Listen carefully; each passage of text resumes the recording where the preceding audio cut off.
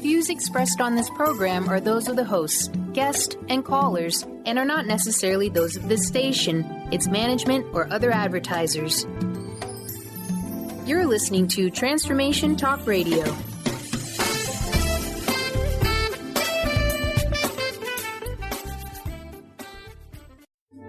The following audio is via a Skype call. Synergenetic Living Radio is a conscious reality creation journey. Tune in each month as Rick and Grace Paris teach you the innovative approach and new philosophy that will shift your entire paradigm of what it is to be a human being.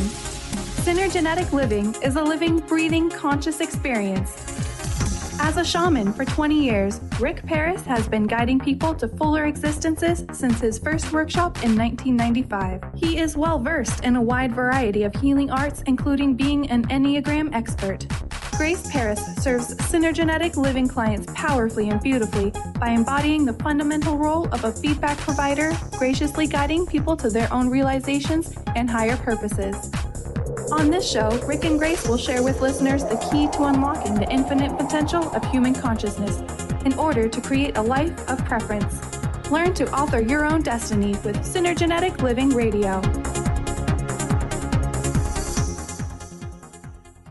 Hey, everybody, and I'm Dr. Pat, and I get to have this time with both Rick and Grace. This is for me part of the journey that the three of us have said yes to taking together. And it has been so wonderful to be in the process of watching Synergenetic Living come to life, to watch how life then, steps forward for each of us, connects us closer, and how Synergenetic Living can help you to create the lives you truly desire. The first time we did a show with Rick and Grace, you got to know a bit about, Rick and his journey as well as Grace.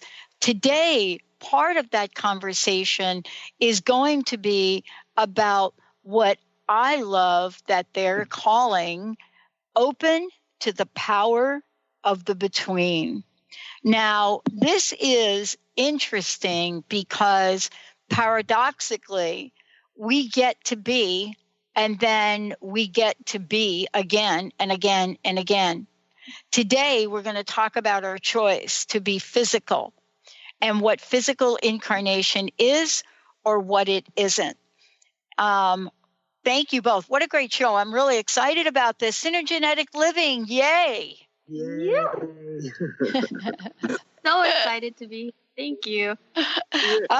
I'm excited too because, it's funny. I was kind of thinking about, the show today, and I was thinking about the people that have been close in my life and, my mother especially, and the choice that she made not to stay in her physical body anymore.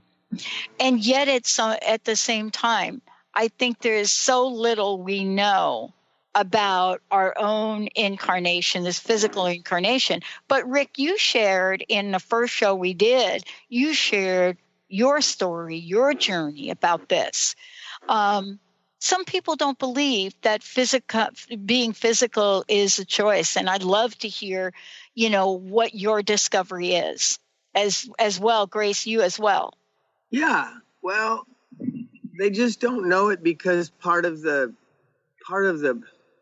maybe the way that we are evolving right now, and evolution is a lifting in complexity, and the human being has been going through an evolutionary process. And in every process, there comes moments where things must change, and they have to change for a more sophisticated level of operating. Like a lot of times people, I don't want this old way of doing things. Well, the old way of doing things, even the government, how many people are pushing off the government like, oh, they're manipulating, there's all this conspiracy theory stuff going on. Well, that's the way that you're framing it. And if you frame it that way, then you're going to find more and more conspiracy things because that's the way you're framing the world, because you're not used to being an authority. So when it looks like the system is limiting you, it's really more of a reflection of your internal resistances that are showing up. So physical reality is a mirror of your unconscious mind. And the more that you can become conscious of that unconscious mind, not to be confused with being unconscious, but your unconscious mind is running the entire experience of reality while your conscious mind is learning how to direct that experience consciously. So you can become more of the God being you're meant to be.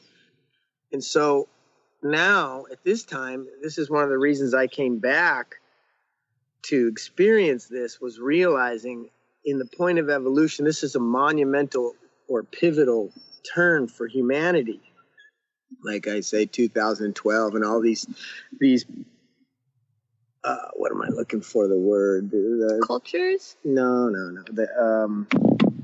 My brain. In the morning, my brain never works as good as it should. No matter what time I wake up, it's still morning. But yeah, the way that we frame our... I'm totally lost in my mind right now, sorry. But the physical experience is a reflection of you on your path to becoming more of a God being. So it's like being here is long division. You really can't create an experience here unless you understand the process of creation, right? And everybody knows, things can happen magically, or things can happen forcefully, or things happen. But everything in physical reality is an experience of your limitation, because physical reality needs resistance in order for it to take its form. And as we're always saying, form follows function. As soon as you understand the function behind a form and you alter the function, the form changes. So being physical is an experience to understand that. And so humanity has just gotten to the point where they actually are creating reality themselves now. And so it looks pretty messy, because anything that you've created as a structure over time becomes a prison. And anybody kind of would realize that, but they don't recognize it very often in the big picture. Like, let's just say religion. I'm sure religion at one time was a great idea, and it was supposed to lift humanity, but because religion is a static construct and we keep growing, we've outgrown it. And the only thing we know to say now is, hey, there's all these people out there, I don't know who these people are, but somebody's out there manipulating us and everyone else, instead of understanding, no, the limitations that I created as a place to keep safe has now morphed into a prison. I don't have enough space to grow. I don't have enough space to choose. And what we teach people is, as you're going through your process and you feel limitations, it's about understanding what those limitations are. Yeah. What are the metaphors? What are the functions behind these limitations, so I can internally understand what I have to shift to get the outside world to make a shift. And controlling the outside world is what most people do. They control. Go ahead. One of the things I want to ask you about this, because I think it's really cool, and I think it's also sometimes a misconception, because I want to get back to something you said about friction. Sometimes when we hear the word friction, we have an interpretation of it. Now, for many of us, we have this notion of friction, and it doesn't have to be something harsh, something sharp. You know what I'm saying? Friction is, I've walked across the living room floor and, I'm creating a little friction in the rug. It doesn't mean I'm walking across the living room floor and I've got a shrill, sharp pain that goes up through my entire body. Yeah, and the thing is, again, form is following a function. So however you are calibrated to see the function is how you usually assume the form is. Well, that means da-da-da-da. Well, you're the one that decides what the definition of what I just went through is. And if you define it by a way you've always defined it, you're going to be in a pattern consistently. And you create a pattern in order to understand how to release it. You're not really doomed to keep living a life of misery, or a life where I'm never good enough, or I never get enough, or any of these things. These are just old mindsets that you haven't understood fully how to release and adopt a new one that is wider, deeper, higher.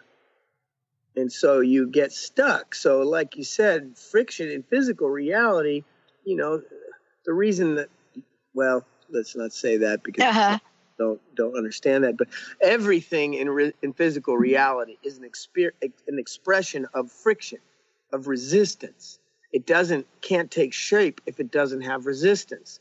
So the resistance is basically our beliefs. Our belief systems are the resistance that we create in order for physical reality to hold a structure. Yeah. So, if you label resistance or any limitation, Right. oh, this is bad, I got to get out, avoid it. I don't like negative people in my life. This is really common lately that we've been talking to lots of people. I just want to walk away from the negative people in my life. Well, the negative people are there to teach you something. If you don't really understand, and not to teach you to walk away, that's not really being a reality creator. Mm-hmm. What it's teaching me is there's a limitation in my experience in the person. This is why the power in between. Oftentimes you're pissed off and you find somebody to get in an argument with because they're pissed off, and then you both find this and you guys get an argument together because you're looking for a way to express the anger and the rage. And in synergenetic living, beliefs precede reality. And that's a very simple statement, but people really have a tough time with it at first. Like, you're saying all my experiences are a function of the way I believe about myself? Yeah, exactly. You never make enough money because you don't believe you can. Right. And beliefs are just opinions we hold with convictions. They're never based in a fact or experience. How many people have a strong religious belief around any particular religion, and they don't have any proof and they'll say, well, that's faith. Well, it's not really faith. It's just you putting a tremendous amount of significance on the idea, and therefore anything that happens in my life, I calibrate it to measure it through this lens of whatever religion it is. So, if I see a miracle, oh, God came down and God shined upon those, I'm calibrating that those are the reasons that it went on. If I have a better, stronger, lighter, more free system to view things from, I'll see things in a whole new way, and I'll begin to use it as a learning process rather than having it's an outside force. It's the outside government controlling things. God controls everything. The universe controls everything. So it disempowers people, and they don't even realize they lose their ability to respond with these frames. And so it's really understanding the power of being a human being is your ability to respond. It's why America has the potential to always be the greatest country, regardless, because we're a mixture of diversity, and the way that we have the ability to respond is different than anybody else. We don't come from one mindset, one way of being, one tradition. We're a multitude of traditions operating from a multitude of facets. We have the ability to be free and the ability to choose. And that's where real power comes in physical reality. Yeah. It's Grace, I heard you chuckle a little bit because I was chuckling myself a little bit. Sometimes, chuckling because, I don't know, some days I wake up and, I've been at different points in my life and I've been wondering, man, where did that person come from that I have in my life right there? I mean, what tree did they fall out of right here in my lap, right in my, and, it is a little chuckling at first because we take a look at it as if it has nothing to do with us. Right. And I'm curious about that, Grace, because I heard you chuckling a little bit there. Yeah, I think, well, to back up even further. Yeah. To back up even further, when Rick was saying, sorry, I'm kind of lost in my thought. Like meeting people halfway and the power between. It's, for the longest time, it was such an external experience, and like you said, I didn't really give significance to the people that were showing up, and and I was like in a lot of pain and suffering, and here it was coming back to the point of, in your evolutionary path, there comes a point where you recognize the need for change, and it's not until that happens. The space between you is an argument. You have to take responsibility for your contribution to the argument. And a lot of times people are negative judging each other in these arguments. I don't like these people around me, therefore I'm going to avoid them. But then the next thing you know, everybody's looking like this one person I'm attempting to avoid. Because really, I'm creating it in a way to move past it. And if I don't see the space between me and something else as part of the way I'm calibrated, the way I'm looking at things, I'm not going to be empowered to be able to change them. I'm not going to know what to change. Because in the minute I negative judge something, I'm boxing it up, I'm putting it on the shelf, and I'm not responding to it appropriately anymore. I'm separating from it each time I see it. So each time I see it, there's no chance of changing it because I'm not embracing it and understanding. Oh, it's like if somebody's really mad and you're not mad, and or at least maybe consciously you're not mad, and you're like, wow, dude, you're really going off. I'm not sure what your problem is, and you don't really get engaged. People usually go off and find somebody else to yell at, or they can't hold that intensity because you're not contributing to the intensity.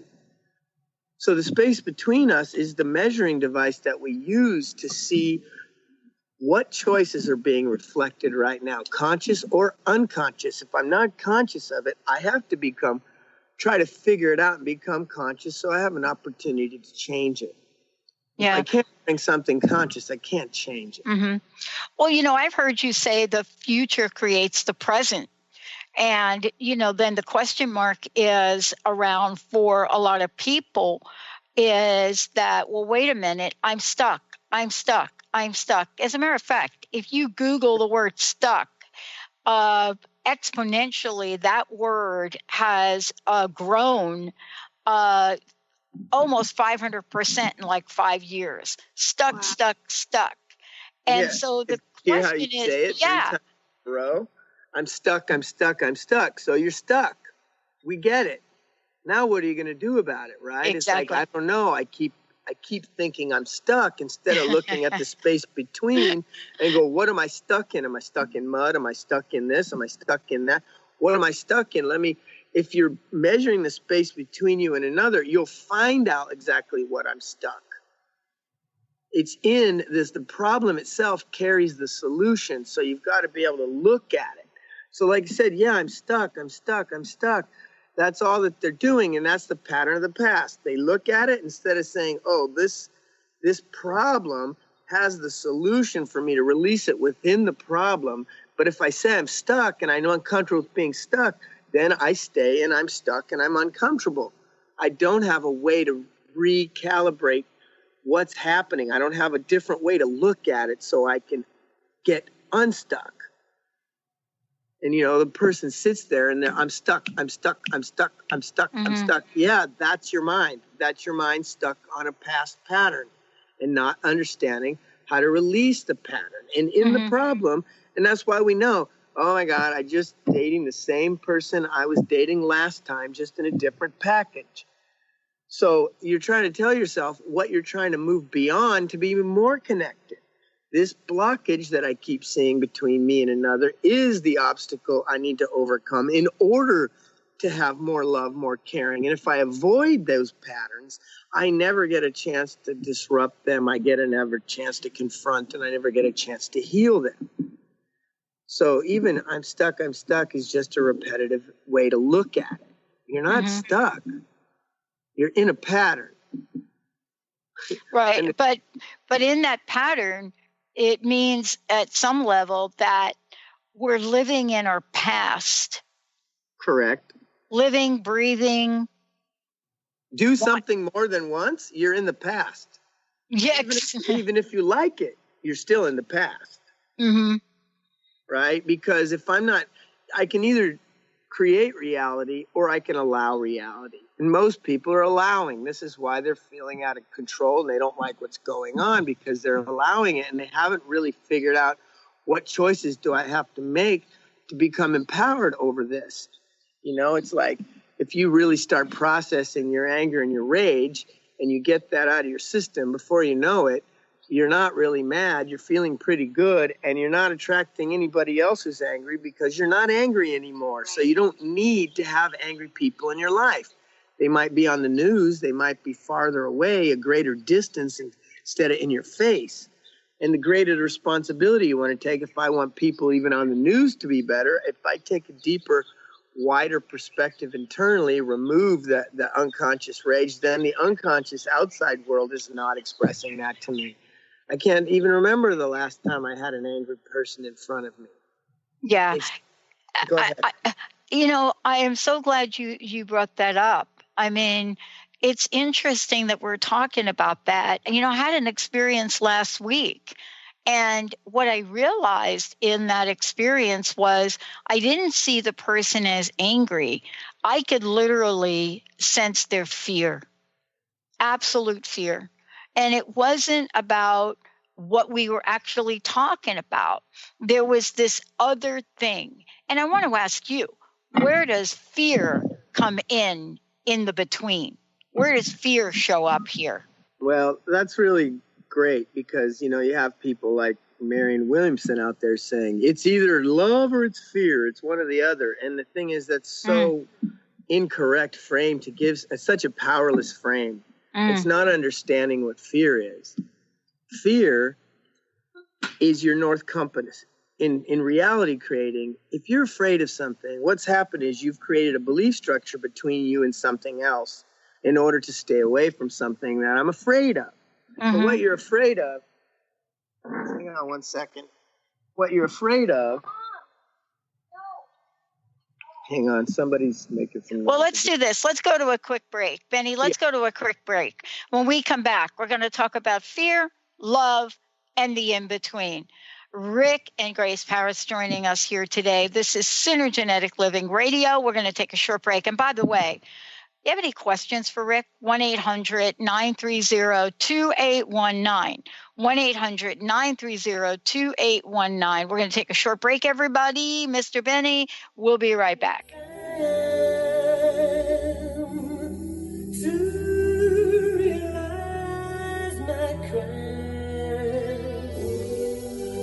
Let me love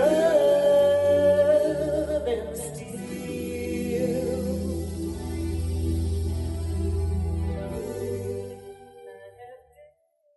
Known for his keen sense of humor, contagious smile, and extensive esoteric wisdom, EJ translates deep spiritual wisdom into practical advice to empower you to live your happiest, most fulfilled experience. Mystic Living Radio, Deep Spiritual Wisdom, Practical Advice with EJ, Eliyahu Jihan. This hit show delivers profound experiences for all who want to live life to their deepest desires. Tune in monthly for Mystic Living Radio. Learn more by visiting vitaltransformation.org. Hey, did you know why they call the foundation the foundation? It's called the foundation because it completely eliminates your foundation for what you thought your reality was and creates a whole new space where you can have an entirely new reality that is foundationless. So from my point of view, they should call it the unfoundation or the foundationlessness. Either way, there's a big new global rewrite happening again because these guys cannot stop changing. There should be like a Change Anonymous that Gary and Dane go to. And it's happening April 28th to May 1st. You can find out about it at accessconsciousness.com/global foundation. It's happening in Paris. Go to Paris or do it online or find a pod near you. These are all the options you have. And what else is possible?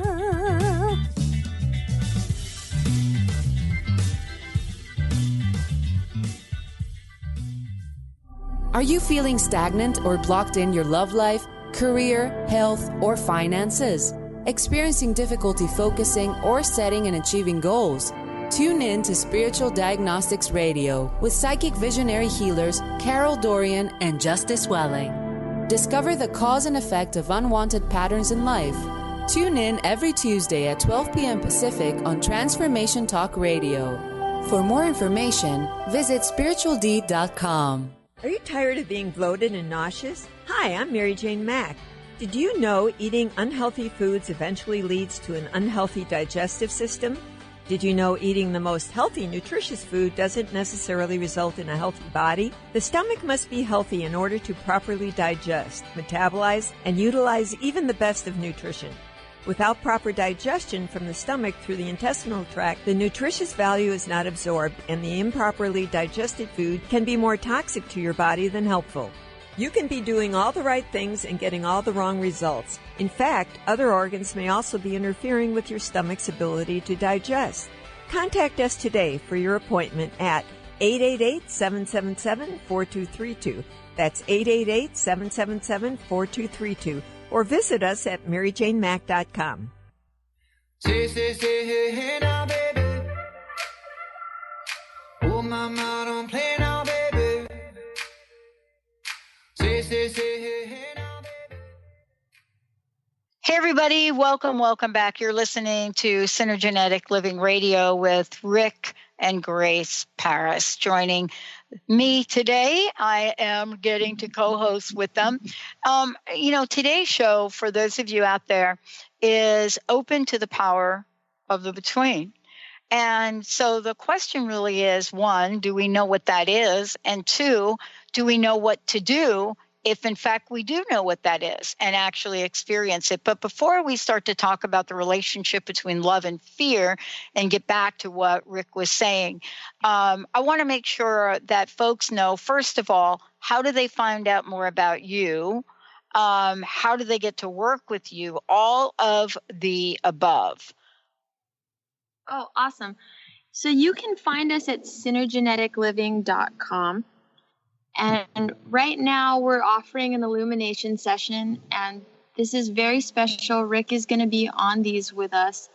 And this is the easiest way to work with us. Rick is a genius at reverse engineering patterns and finding the function of what's behind a limiting pattern. So if you recognize that you're going around and around with something, this is for you, and it's gold. You'll have the aha, the awareness, and then we can lay out how to continue working with us. But that's really where you want to get started, and it's beautiful. I'm always blown out of what comes out of these sessions, and I encourage you, if you're having a sensing that there's more out there, Awesome. And this is part of really looking at the change we are really desiring to create. One of several conversations that we're going to have moving forward. But before the break, we were talking about this idea of fear, love. And, pick one or the other and life is going to be just dandy. And Rick, you started to talk about, well, wait a minute. That is not necessarily true. And you started to tell us why that is. Right. Well, love and fear are a great paradox. And again, if you can stay between paradoxes, you're actually in the most powerful place a person could possibly be. Mm-hmm. Because that's where there's great power. Most people do is they decide on one side or the other and they stick to it because a lot of times they're afraid of the other side. Mm-hmm. And so if you're going to love something and you're really going to love it, what's going to happen is you're going to create a lot of significance around this thing of love, whether it's an animal, a business, a person, whatever it is, your country, you give it your religion, you give it great significance. And in that significance, in a physical reality, it gets a lot of density. It becomes very meaningful to the person. And at the point that it becomes meaningful, what's going to happen is you're going to be afraid of loss. Fear of loss is love's greatest pain. And so when you are in love, really in love, the first thing you're going to experience is the fear of loss. And so the only way to get past that fear of loss is to truly love more. A lot of people go into control. And what's really, really happening is people have emotions they like and they have emotions they don't like. It's like having a color, the first time you get crayons and you get 8 colors in the box and you're all thrilled to death with the 8 colors. And then one day you see like the 72 color box. And, of course, there's ones in there all the time that are pointed shop brand new for years that nobody ever pulls out of the box. Right. But they're emotions. And if you decide that some of these emotions are emotions that I don't like, you limit your ability to respond. So if I say I don't like fear is too scary and I don't want to overcome it, and then I do a little simplistic thing like I split fear from love, you're never really going to care about anything because the minute you're loving something, you're going to get scared. And then what you're going to say is, well, I'm not in love anymore, so I better get out of fear. Instead of recognizing fear is a wall I put between me and whatever I'm afraid of. And sometimes I give the example, when you're a little kid and your parents used to leave the door open and you get to an age where like, going to close the door now, you don't need a light anymore. I freaked out on that day, you know, and finally, after night, I finally snuck the flashlight in my own room, and I had the flashlight, and I finally got enough courage to look under the bed because I got scared and I had to confront the monster under the bed. And I remember when I did, I found my sense of courage. And I remember it so distinctly, like behind fear is a gift. Yeah. And if you use fear appropriately and don't negative judge fear and recognize, oh, I'm afraid of something. There's something in here. There's a gift behind this fear when I overcome the fear or go through the fear. Most people tend to avoid the fear because they don't like fear. So they judge the emotion, and it's a very important emotion. It tells you when you're in love. It tells you when you're close to a barrier that you've put up a long time ago. And there's a boogeyman on the other side of this, and all I want to do is stay away from the boogeyman, not realizing as I've evolved, there's a gift behind that fear that I want to grab and I want to retain and I want to put it back in myself. Like my sense of courage could be behind my fear, or my will could be hidden behind my fear, or my creativity could be hidden behind my fear. If you don't use fear appropriately, which I teach people, the fastest way to growth is go through your fears. If you really looked at your fear and you went through each one, what kind of person would you be in no time? You would be overcome, and you would be incorporating all the gifts that as you developed, I had taken away from myself out of a fear I wasn't going to have something, or a fear that I was limited. So fears are big indicators, some of the first indicators of where you want to break a pattern. And of course, if you were feeling a situation and realize that I was scared, and then if you label that and say, oh, I'm just not in love and I need to get back in love, you never get the gift back. You never understand what fear is there for. And you need to become conscious of what it is I'm afraid. If a bus isn't going to hit you in 2 seconds, there's nothing to be afraid of except the pattern that I have around this issue. And so in order to take that pattern apart, I need to go through my fear. So fear is your great teacher. It is not something to avoid, and it's never on the other side of love. It's side by side, hand in hand with love. You know, one of the things that I was really struck by, I was thinking about, you know, for many of us, right? We've done things in our lives where initially, you know, maybe it was horrifying to us, right? But let's talk about the things we've done, and I can give you a couple of examples. You know, was I kind of afraid in a kind of weird way to skydive? I was. Did I skydive anyway? I did. And, you know, yet at the same time, we talk about fear as if it is completely immobilizing, yet we can point time after time after time. We can point to scenarios where we've moved beyond our fear. And yet, was I in that place of love to do that? And I don't make that connection. I mean, I can't seem to somehow put those black and white pieces together. Does that make sense? You mean the paradox that fear and love? Yeah, for it to be that simple. You know, it's either going to be fear or it's going to be love. Right. Well, that's because it doesn't work. Anything if you try to simplify something so much, there's no room to grow out of it. And so as you try to grow with a simplified idea, you create problems that are impossible to solve. It's like in our work, we can't do hypothetical questions because you can't go any deeper with the thinking. It's like you have to be able to peel back the layer and peel back the layer. So simplifying things just doesn't. You're lifting in complexity is what evolution is. It's an upward causation in a way. It's upward resonance spiral. I need to have the pieces in the next level, you know, in order to move to the next level. It's even music. There's an infinite amount of octaves, not that we can hear, but there's an infinite amount of vibration. There's an infinite amount of frequency. And it's a duplicating frequency that grows with itself. It's not the same thing again. It's a different version.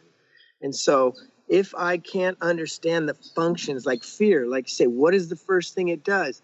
It separates me immediately if you're really running emotionally, like Synergenetics teaches a person, as soon as I separate from my values, as soon as I separate from the things that give me the good feelings in life, which are the first things we teach a person, in order to not operate from the child or the adolescent, you have to create a set of values that the adult is going to operate from.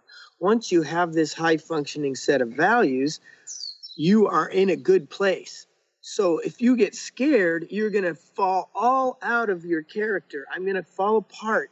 And you're supposed to emotionally recognize, oh, I'm separated from where I was. And the fear is separating me. So let me find out what's in between. How did I get separated? And when I reverse engineer the separation, what happens is I can figure out what it is I've been hoping to avoid all this time out of the fear.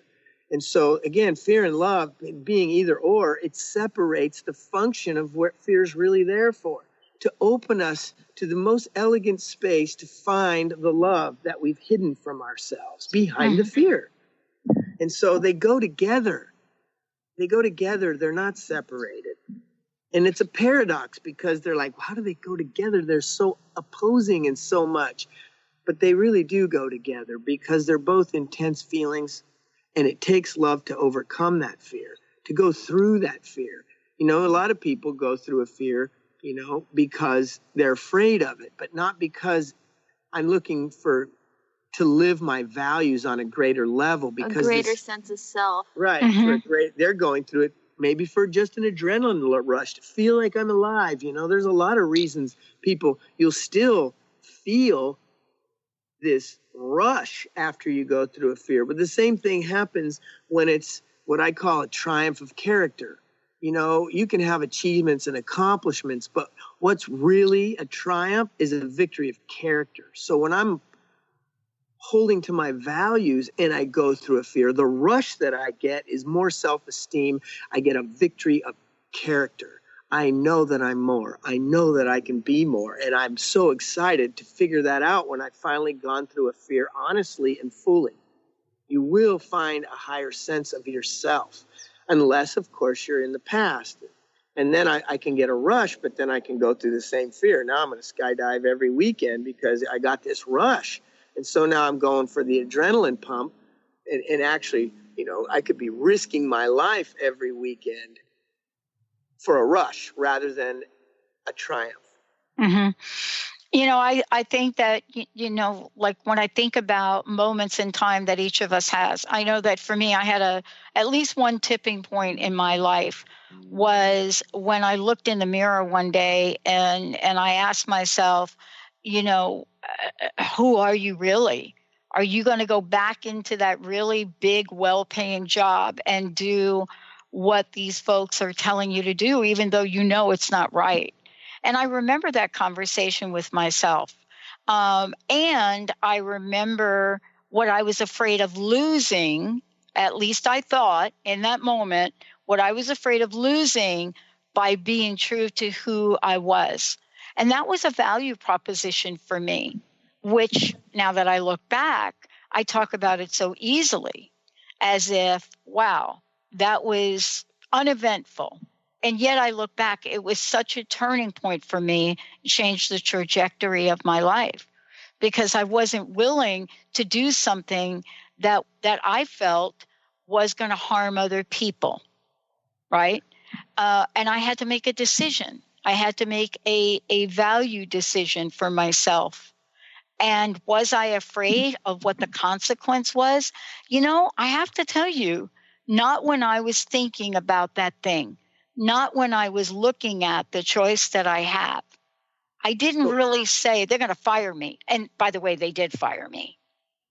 What gift did you get? Did you find your self-reliance? What did you find by that choice? Because going through that fear, and the reason you remember it, a memory in Latin means to remember, to go back and put together. You don't have a past. The only days you remember something is because something powerful happened to me positively or something powerful happened to me negatively. And so you're talking about a powerful memory that contributed to who you were. And it was a pivotal moment. It's like working with us is a pivotal moment, not only in this lifetime, And that's part of this work. I know what I'm doing to your matrix of who you are to make a pivotal, a monumental shift in your beingness that not only changes this lifetime, it resonates through all the rest. It's exactly how I got back in this body, was to be able to recognize where I was at this time and the monumental experience I was having. So it's like, now you just want to say, what did I learn? Because here's what you'll discover. If you sit down and go, what did I really get in myself? Was it courage? Was it self-reliance? Was it some gift you got that day that's been resonating ever since? And now that's one of your values. Because if I could articulate the word, I will always find power in that word if it's part of who I am, is my character. If self-reliance was part of my character and I learned it that day and I incorporated, I know self-reliance excites me. And so to be more self-reliant, you know, again, self-reliance, if you get too much self-reliance, you end up not receiving. So self-reliance can be a prison in itself over time. But when you first get self-reliance, it opens you to so much more power, so much more ability to choose my direction, my destiny. Destiny is a destination. So with self-reliance, I can choose my destiny. I can choose the destination that I'm going for. Does that make sense? Yeah, it does. I mean, you know, for me, that that incident literally did change the trajectory of my life. And so the lesson for me was that I have the right to live my life, and to live my life in a way that aligns with who I am and who I want to become in the world. And the minute that I decide that I'm going to live my life because of the way you want me to live, or because of the way you want me to present myself for your being, and it doesn't align with whatever that is I'm about, I'm a prisoner. I'm a prisoner. And in that moment, I stopped being a prisoner. I stopped being a prisoner of somebody else's view of me, how to get that next job, what to do for that next promotion, how to keep climbing up the ladder and pleasing, you know, and one ultimatum after the other. If you do this, then you'll get this. That was the moment where that stopped for me. And a lifetime of that, maybe many lifetimes of that. You know, that's where I not just changed the legacy of my own history, but even my family's history. And that was the thing for me, that I was never going to go back to living my life for somebody else's needs, desires, wishes, and to do it in a way that had nothing to do with mutual respect, but to do it out of fear. If you ask me to do this, then you will give me this false sense of job security. And I ran that. You know, it was that day in time for me where it was like, nope, I am not playing that card again. Nope, I was done with it. So the word, it sounds to me, was authority. You found your authority that day, and you started offering your own destiny. From that point on. So authority was on the other side of my fear. And freedom keeps coming up for me, because I feel like... Well, authority offers you great freedom. So it's like freeing yourself up to be who you truly feel you are. But I see that's the blessing of the work that you do with folks, right? Because you see, you know, I do this show because hopefully folks hear something where they don't have to go through 40 years of that particular compromise in life, right? Because it's not like I didn't know what I was doing. I mean, it's not like I wasn't going through my life and conscious and aware that I was making this trade-off. I was. Most people have to, at this particular point, because they don't understand, they're conscious of their own belief constructs. So what they do is they go through a pattern until it's so excruciating that I have to change now. So they lose some of their authority in a sense. If I knew that this was not good for me 10 years ago, what was it that I was too afraid to go through something? I was too afraid to go through whatever it was. And so I repeat the pattern. And then eventually sometimes people's physical bodies break down before they change.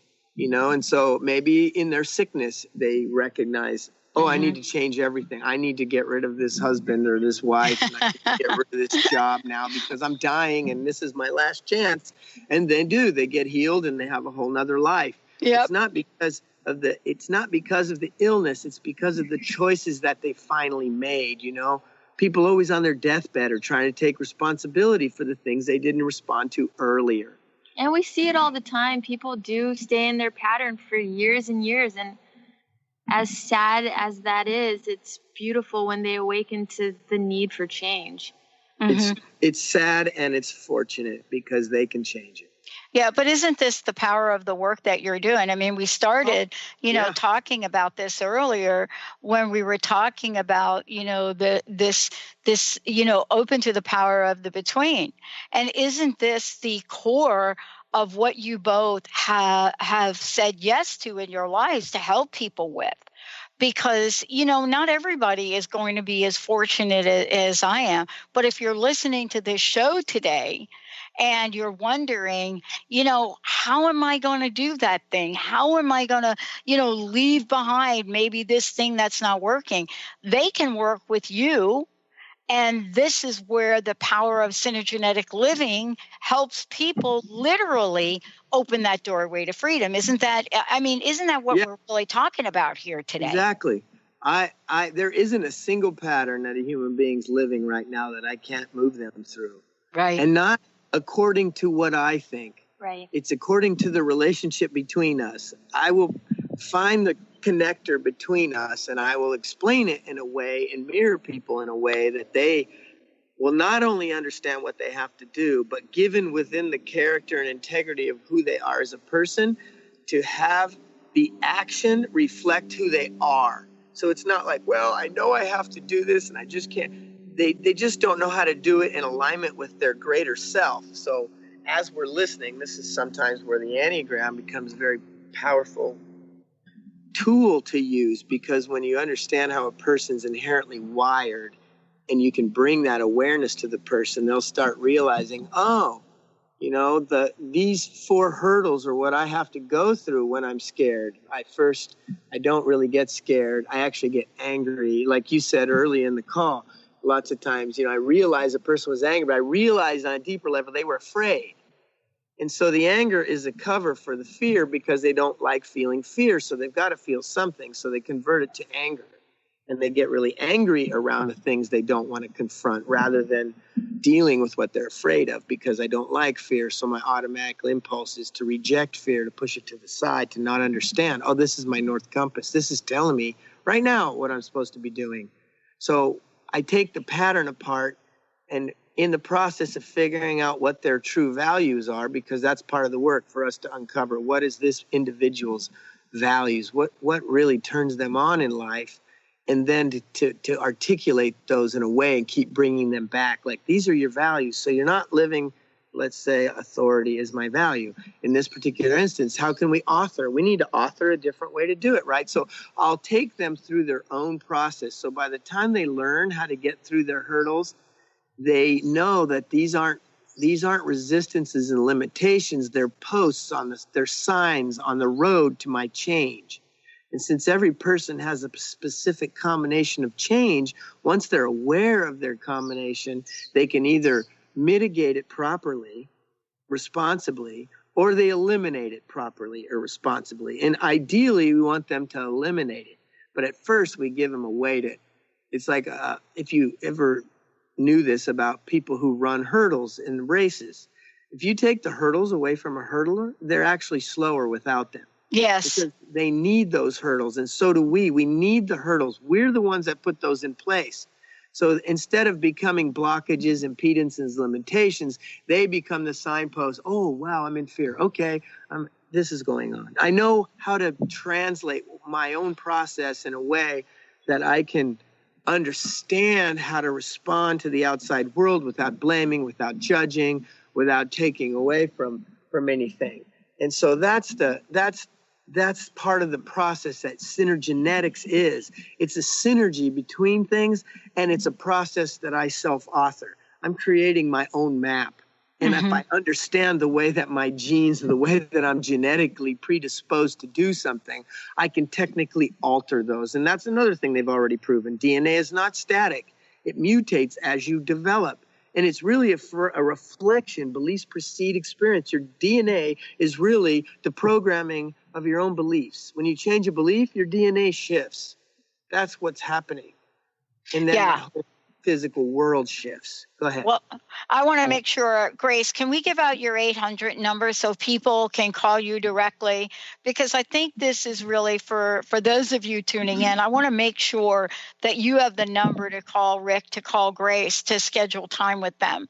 Because we're living in this world, we're multidimensional beings, and we're living in a world where we believe we don't have choices, where we've run out of options, where decisions are being made for us. And so, there's this tipping point that you can get to with some help and get through it quickly. And that's what I want to make sure, Grace, that everybody has. Very quickly.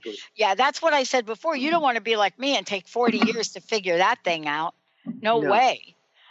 This is bringing an elegance and a grace to your growth and using your patterns to release yourself, because that's why they're there. They're telling you where I'm limited, not where there's a problem. And it's not a reframe at all. This is understanding what did that pattern do you? Like at one point, that was a liberating pattern. You grew and changed because of it, and it's no longer serving you. So how do we take the good stuff, incorporate it into who you are and who you're becoming, and dropping off the constricting stuff? So it becomes very elegant, and it's very much your own. You'll know how you changed it. Yeah, and the reason I want you guys to share this is because, once I made that decision, I did lose my job, but I didn't. I gained a life that I would have never gotten. Yes. I wouldn't be here talking with you today. And by the way, we should mention this. I did not have to go back and revisit that thing, right? That thing. I had parts of it that came back. And because I didn't have you both and I didn't have the tool, I didn't know what to do except to go through the thing again and have to have that experience of freedom.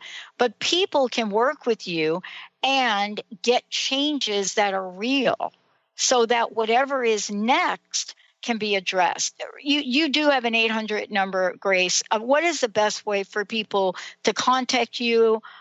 Call you, I think, is the best way at this point, right? Yeah. So it's 888-872-8812. And I know that's a lot of eights, but you can also find it on our website.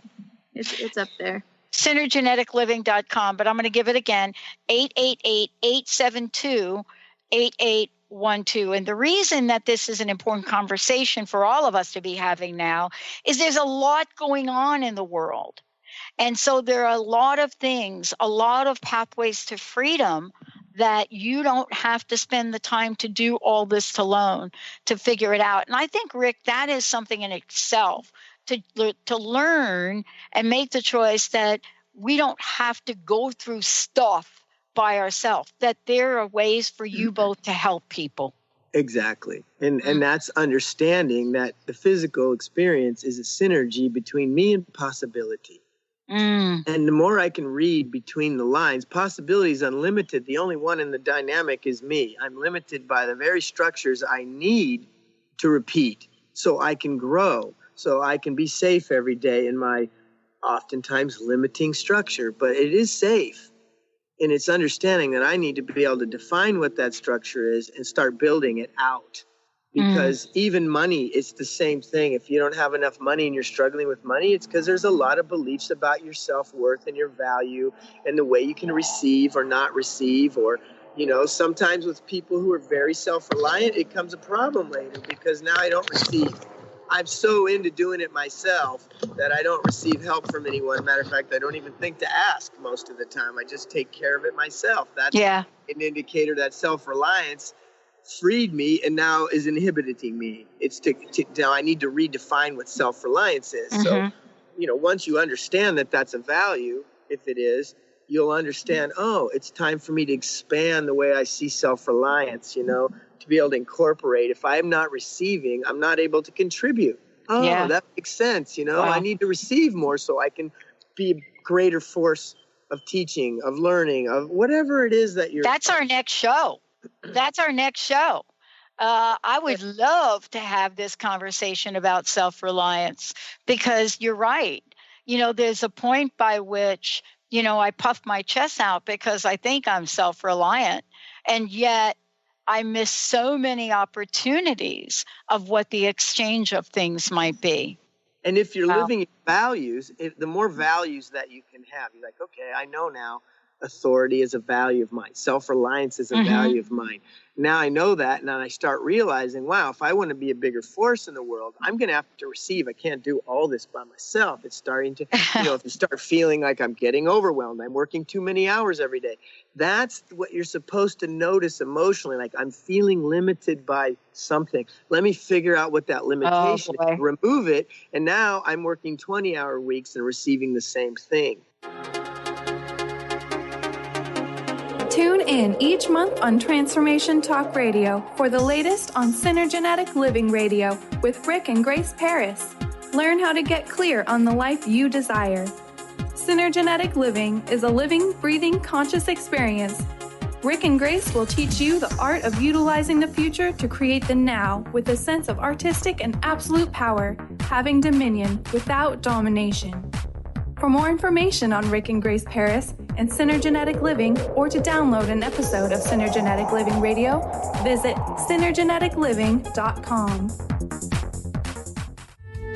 The preceding audio was via a Skype call.